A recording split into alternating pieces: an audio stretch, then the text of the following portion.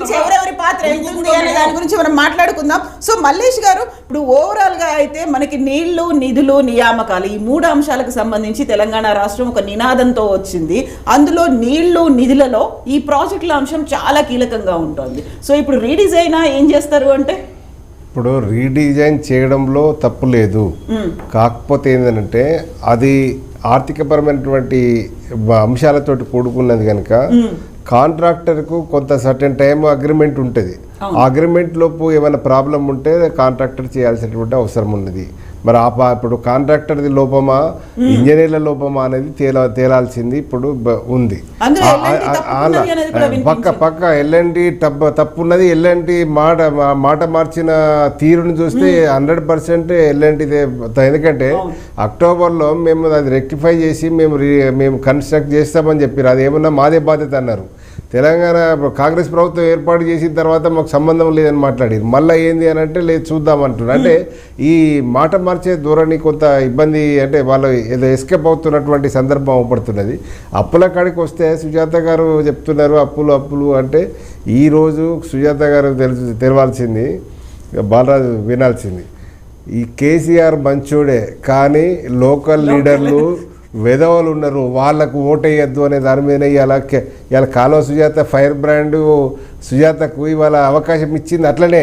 ఎందుకంటే గతంలో కేసీఆర్ ఇదే రేవంత్ రెడ్డి గారు తెలంగాణ అవునన్నా కాకుండా తెలంగాణ తెచ్చింది కేసీఆర్ అని రేవంత్ రెడ్డి గారు అసెంబ్లీ సాక్షిగా చెప్పినటువంటి సందర్భం కూడా ఉన్నది. ఎందుకంటే కేసీఆర్ విషయంలో ఎవరు ఇది అయ్యేది లేదు. ఇవాళ కాంగ్రెస్ వాళ్ళకు కూడా తెలుసు. కాకపోతే రాజకీయాలు మాట్లాడాలి కనుక ఏదో ఒకటి మాట్లాడే అంశంనే దాంట్లో చేస్తూ ఉంటారు తప్ప అందులో ఉద్దేశము కేసీఆర్ కాడ ఎక్కడ ఎవరు ఇది కారు. కాకపోతే ఏంటంటే కేసీఆర్ వ్యూహకర్తగా చెప్పుకున్నటువంటి కేసీఆర్ ఈ ఎలక్షన్లో మాత్రము స్పష్టంగా ఫెయిల్ కావడానికి నీకు కాళేశ్వరం ప్రాజెక్టు ఇంకొక 2-3 అంశాలు ఉన్నాయి. అవి అందరికీ తెలియని కాదు. అంటే లోకల్ లీడర్స్ ఎమ్మెల్యేలు కూడా బాగా కలిసి వచ్చినట్టే కాంగ్రెస్కి. ఎందుకంటే 25-30 మంది వీళ్ళని మారురో నాయన అని 3-4 ఏళ్ళ నుంచి చెప్తే కూడా మారవకుండా వాళ్ళని పెట్టినటువంటి సందర్భం నీకు స్పష్టంగా. ఎందుకంటే 1.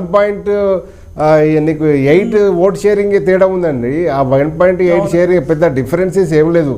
ఇప్పుడు మీకు గొప్ప విషయం ఏంటంటే మీరు గమనించాల్సింది 5 రాష్ట్రాలలో జరిగితే 4 రాష్ట్రాలలో కాంగ్రెస్ ఓడిపోయింది. ఈడ గెలిచింది కాంగ్రెస్ కాదు, రేవంత్ కాంగ్రెస్ గెలిచింది. అది గమనించాలి. రేవంత్ వ్యూహం ఇక్కడ పనిచేసింది. ఈడ మనకు బీఆర్ఎస్ తప్పిదము వాళ్ళకి కలిసి వచ్చింది.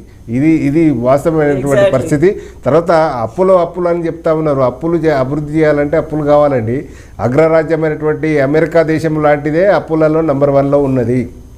సేమ్ టైం అభివృద్ధిలో కూడా ఉన్నది. అంటే అప్పులు చేయాలంటే కంపల్సరీ అభివృద్ధి చేయాలంటే అప్పులు చేయాల్సినటువంటి అవసరం ఉన్నది. కాకపోతే సుజాత గారు చెప్తా ఉన్నారు కర్ణాటక వాళ్ళ రాష్ట్రమే కదా, మొన్నటి వరకు రాజస్థాన్ వాళ్ళదే కదా, మరి వాళ్ళది కూడా తెలంగాణ కంటే ముందు ఇంకా పై స్థాయిలో వాళ్ళ ర్యాంకులో ఇదైనా 23వ స్థానంలో ఉన్నది, కానీ అది ఇంకా ముందు ఉన్నది. అంటే నేను అనేది ఎందుకు అప్పులు చేసింది, అభివృద్ధి కొరకే చేసింది. మనం తప్పుపట్టాల్సినటువంటి అవసరం లేదు. కాకపోతే మనం ఏం చేస్తాము, మనం ఎట్లా జనరేట్ చేసుకుంటాం అనేది పబ్లిక్ చెప్పాల్సినటువంటి. ఇప్పుడు సుజాత గారికి రేవంత్ రెడ్డి గారికి పెద్ద టాస్క్ ఉంది.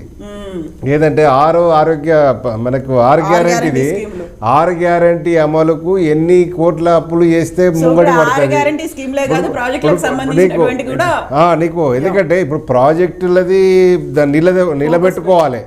అంటే తెలంగాణ నిధులు నియామకాలకు 3 అంశాలు. ఇప్పుడు నీళ్ళది సమస్య వచ్చింది, నియామకాలు మేము ఏడాదికి 2 లక్షలు చేస్తామని చెప్పారు.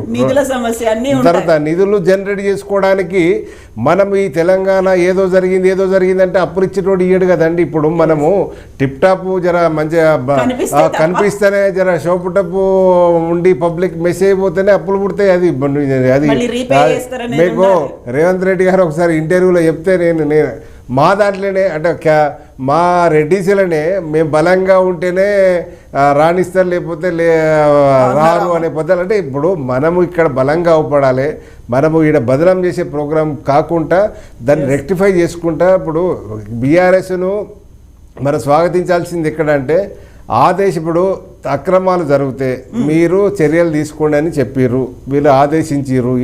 చూద్దాం ఏం జరుగుతుంది, ఎవరు దాంట్లో ఇన్వాల్వ్ అయ్యారు కారు అనేది తెలుసు. ఇప్పుడు దాని గురించి ఇక చర్చ అవసరం లేదు. ఇప్పుడు ఎట్లుంటుంది అంటే లొంగిపోయిన కాల్ చేసినట్టు ఉంటుంది. ఇప్పుడు పాత పోలీసింగ్ రావద్దు ఇక్కడ మనకు ఇటువంటి సిస్టమ్ ఏంటంటే ఒక్కసారి మనం ఒక దానికి స్టికప్ అయి ఉండాలి దానికి. కాబట్టి ఇప్పుడు ప్రాజెక్టు ఇప్పుడు పెద్ద నీళ్ళ సమస్య వచ్చింది, నిధుల సమస్య ఉన్నది, నియామకాల సమస్య. అంటే ఇప్పుడు 14 ఏళ్ళు కేసీఆర్ పోరాటం చేసి 10 ఏళ్ళు పాలించింది ఒకవైపు అయితే, ఇప్పుడు మళ్ళీ సేమ్ అటువంటి ఎజెండా మీదనే ముంగడికి వచ్చిర్రు.